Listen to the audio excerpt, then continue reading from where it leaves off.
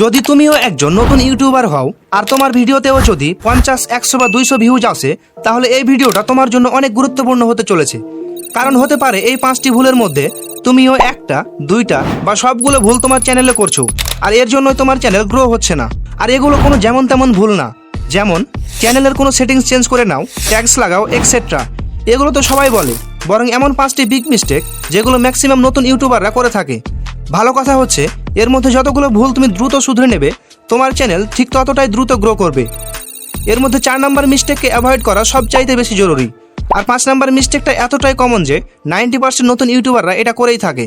তো শুরু করা যাক 1 নাম্বার মিস্টেক দিয়ে, রং ক্যাটাগরি। তো আমাদের মধ্যে বেশিরভাগ ক্রিয়েটর ইউটিউবে আসে মূলত টাকা ইনকাম করতে বা জনপ্রিয় হতে।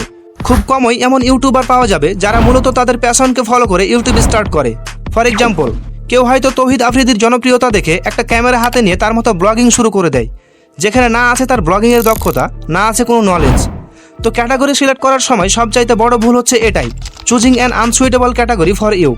যতক্ষণ পর্যন্ত কোনো টপিক্সের উপর তোমার বেসিক বা ইন্টারমিডিয়েট নলেজ না হয়, ততক্ষণ পর্যন্ত সেই টপিক্সের উপর ইউটিউব চ্যানেল স্টার্ট করো না। কারণ ওই টপিক্সে অলরেডি যে বড় চ্যানেল আছে তার সাথে তুমি কম্পিটিশন করতে পারবে না।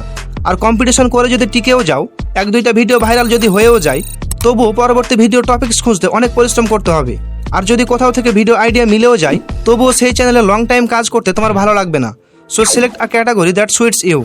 এখন প্রশ্ন হচ্ছে, আমার জন্য কোন ক্যাটাগরি পারফেক্ট তা আমি বুঝবো কিভাবে? সিম্পল, নোটপ্যাডে যাও আর সেই সব জিনিস নোট করো যেগুলোতে তোমার ইন্টারেস্ট আছে বা যেগুলো তুমি ভালো করতে পারো।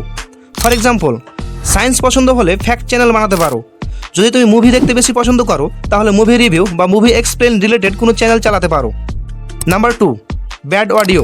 একজন নতুন ইউটিউবারকে শুরুর দিকে অনেক কিছু নিয়ে কাজ করতে হয়, যেমন lighting, audio, camera quality, editing. যদি আমাকে জিজ্ঞাসা করো এর মধ্যে একজন নতুন ইউটিউবারের কোন বিষয়ের উপর সবচেয়ে বেশি ফোকাস করা দরকার, তাহলে আমি বলবো অডিও, মানে ভয়েস ওভার। আমি বলে বোঝাতে পারবো না একটা ভিডিওকে ভাইরাল করার পিছনে অডিও কতটা গুরুত্বপূর্ণ ভূমিকা পালন করে। একটা লো কোয়ালিটির ভিডিও যার এডিটিং অতটাও ভালো না ক্যান বি ভাইরাল যদি অডিও ভালো হয়। আমার ভয়েস ওভার যদি এইরকম হতো, তাহলে ভিডিওটা কি তুমি দেখতে? কন্টেন্ট যতই ভালো হোক না কেন, অডিও যদি ভালো না হয় তাহলে খুব দ্রুত সেটাকে ঠিক করুন, otherwise it will be enough to finish your YouTube journey. এখন অনেকে বলবে, আমার কাছে তো মাইক নেই, কিভাবে ভালো অডিও রেকর্ড করব? অনেক মানুষের ভুল ধারণা এটা যে ভালো ভয়েস রেকর্ড করতে হলে ভালো মাইকের প্রয়োজন হয়। আমি আমার ভয়েস মাইক ছাড়াই রেকর্ড করি, শুধু রেকর্ডের সময় কিছু জিনিস আপনার মাথায় রাখা লাগবে। ফাঁকা ঘরে ভয়েস রেকর্ড করলে আগে চেষ্টা করুন ঘরটাকে জিনিসপত্র দিয়ে ভরে দেওয়ার, এতে করে ইকো হবে না, ফলে ভয়েস রেকর্ড হবে clear and crispy. Number 3, inconsistent upload. This is one of the common and great problem new YouTuber makes. আপনি যদি ইউটিউবে কনসিস্টেন্সি মেনটেন না করেন, তাহলে ইউটিউব অ্যালগোরিদম আপনাকে পাত্তাই দিবে না। কনসিস্টেন্সি হচ্ছে রেগুলার ইউটিউবে ভিডিও আপলোড করা। আপনি যদি মন মতো একদিনে 2টা বা 3টা ভিডিও আপলোড দেন, তারপর 1 সপ্তাহ বা 1 মাস কোনো ভিডিও আপলোড না দেন, then your YouTube channel will not grow. So try to maintain consistency on YouTube. আপনি যদি প্রতিদিন ভিডিও আপলোড দিতে নাও পারেন, তাহলে প্রতি 3 দিনে 1টি করে ভিডিও আপলোড দেন বা প্রতি সপ্তাহে 1টি করে ভিডিও আপলোড দেন।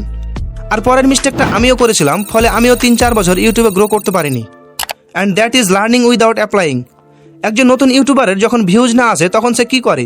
ইউটিউবে সার্চ করে how to get more views, how to get more subscriber. কিন্তু সমস্যা তো এখানে না, কারণ ইউটিউবে অনেক ভিডিও আছে যেগুলো দেখে অ্যাকচুয়ালি চ্যানেল গ্রো করা সম্ভব। সমস্যা হচ্ছে অন্য কোথাও। নতুনদের মধ্যে maximum creator how to grow on YouTube ওয়ালা ভিডিও দেখে তো নেয়, কিন্তু সেখান থেকে শেখা জিনিস তার ভিডিওতে অ্যাপ্লাই করে না। ফলাফল স্ক্রলিং চলতেই থাকে, আর এভাবে ইউটিউবে কয়েক বছর সময় নষ্ট হয়ে যায়।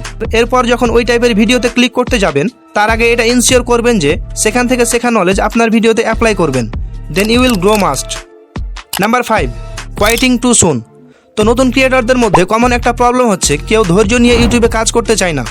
1-2টা ভিডিও ইউটিউবে আপলোড দেওয়ার পরই যখন ভিডিওতে ভিউজ আসে না, তখন সে ভাবে আমাকে দিয়ে ইউটিউবিং হবে না, আর সে ইউটিউব ছেড়ে চলে যায়।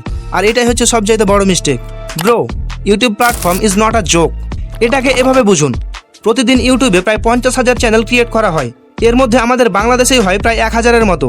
ইউটিউবে গ্রো করা যদি অতই সহজ হতো, তাহলে আমাদের বাংলাদেশে মাসে প্রায় 30,000-এর মতো ইউটিউবার তৈরি হতো। কিন্তু আদৌ কি তা হয়? হয় না, কারণ ইউটিউবে কাজ করতে হয় ধৈর্য সহকারে। আর এখানে তারাই সফল হয় যারা ধৈর্য সহকারে ইউটিউবিং চালিয়ে যায়। যদি এই ভিডিও থেকে কিছু শিখতে পারো, তো make sure to subscribe the channel, কেননা আমাদের এই চ্যানেলে নতুন ইউটিউবারদের জন্য সম্পূর্ণ গাইডলাইন থাকবে কিভাবে তারা 2025-এ তাদের চ্যানেল গ্রো করবে।